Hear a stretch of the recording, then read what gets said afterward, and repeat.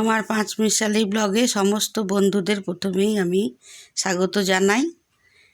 সকালবেলায় আমি নিজস্ব কিছু কাজ করে নিয়ে স্নান টান করে আমি ছাদে গেলাম এবং ছাদে কিছুক্ষণ ঘোরাঘুরি করার পর আমি ভালোই লাগে, সকালের মুহূর্তটা প্রত্যেকেরই ভালো লাগে, আমারও খুব ভালো লাগলো। এবং এসে আমি ঠাকুরের পুজো দিলাম। পুজো দেওয়ার পর আমি চা খেয়ে নিয়ে আমি রান্নার কাজে লাগলাম। রান্না করলাম পালং শাকের চচ্চড়ি এবং টক পালং, আলু ভাজা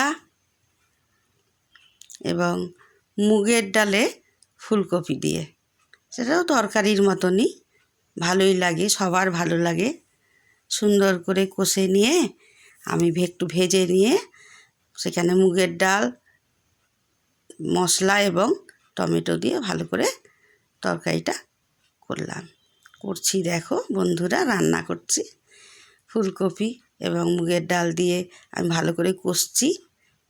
কষে নেওয়ার পর আমি সেই মশলাটি দিচ্ছি এবং মশলা দেওয়ার পর আবার কষছি এবং টমেটো দিচ্ছি, তাতে টমেটো দিয়ে আমি আবার কষে লবণ দিয়ে জল দিলাম এবং সেখানে কাঁচা লঙ্কা দিচ্ছি।